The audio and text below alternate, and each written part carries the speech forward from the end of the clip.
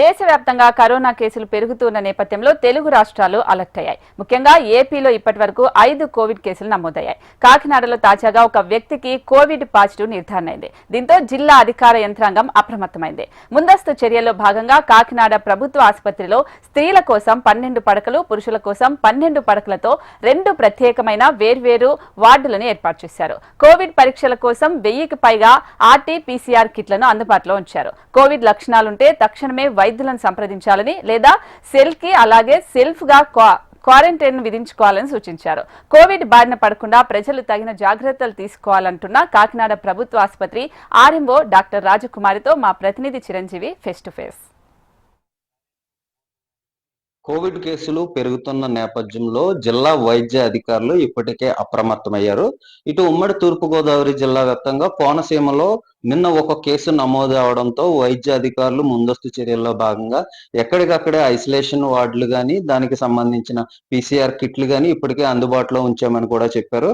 ఇక్కడ మనతో పాటు కాకినాడ ప్రభుత్వ హాస్పిటల్ ఆర్ఎంఓ గారు ఉన్నారు మనతో పాటు. ఆవిడని అడిగి అసలు కోవిడ్ లక్షణాలు ఎలా ఉంటాయి, ఒకవేళ వస్తే ఎటువంటి జాగ్రత్తలు తీసుకోవాలన్న దానిపై ఆవిడ మాటలోనే అడిగే ప్రయత్నం చేద్దాం. మేడం చెప్పండి, ఒకవేళ కోవిడ్ వస్తే ఎటువంటి జాగ్రత్తలు తీసుకోవాలి, ఇక్కడ హాస్పిటల్లో ఏమేమి అందుబాటులో ఉన్నాయి మేడం?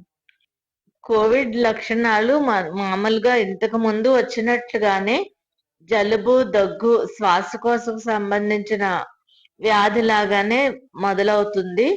కాబట్టి ప్రతి ఒక్కళ్ళు కూడా దీని విషయంలో ఏమాత్రము కంగారు పడవసరం లేదు. జలుబు, దగ్గు, ఫ్లూ లక్షణాలు ఏ రీతిగా ఉంటాయో అట్లాగే ఉంటుంది.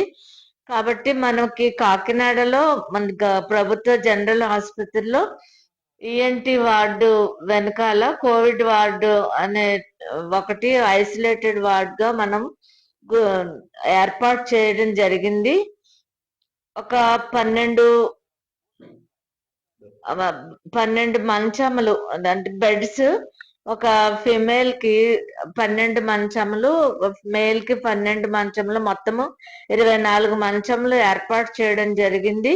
ఇప్పటికే నిన్నటి దినాన ఒక పేషెంట్ కి కోవిడ్ నిర్ధారణ చేసి అడ్మిట్ చేసుకోవడం జరిగింది.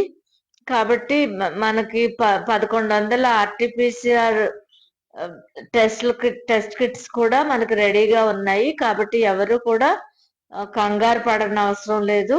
ఇది ఫ్లూ లక్షణములుగా అంటే జలుబు, దగ్గు, గొంతు నొప్పి ఇటువంటి ఒక జ్వరముతో కూడిన లక్షణాలుగా ఉంటాయి. అవి ఎవరు గుర్తించి వెంటనే వచ్చి టెస్ట్ చేయించుకోవాల్సిందిగా మనవి చేయడం జరుగుతుంది. మేడం, ఇప్పుడు ఒకవేళ కోవిడ్ బారిన పడితే ఎటువంటి జాగ్రత్తలు తీసుకోవాలి మేడం? కోవిడ్ బారిన పడితే మనం ఐసోలేటెడ్ గా సామాజిక వ్యవధి అంటే డిస్టెన్స్ మెయింటైన్ చేయడం కావాలి. కంపల్సరీగా మాస్క్ ధరించడం కంపల్సరీగా అవసరం. తర్వాత ఎవరు కూడా దాన్ని అది అంటువ్యాధి కాబట్టి ఐసోలేటెడ్ గా మరి హాస్పిటల్కి వచ్చి ఇక్కడ అడ్మిట్ అయ్యి ఐసోలేటెడ్ గా ఉంటే ఇంకా ఇంట్లో ఎవరికి కూడా వ్యాధి వ్యాపించకుండా ఉండడానికి అవకాశం ఉంటుంది. Thank you. అయితే ప్రస్తుతం ఇటు తూర్పుగోదావరి జిల్లాలో ఇటు కాకినాడ ప్రభుత్వ హాస్పిటల్లో ఇప్పుడు పూర్తి స్థాయి వైద్యానికి అయితే అన్ని రకాల ఏర్పాట్లు చేశామని చెప్తున్నారు. ఎవరు కూడా దీనికి కోవిడ్ లక్షణాలు ఉన్నా కూడా భయపడద్దు.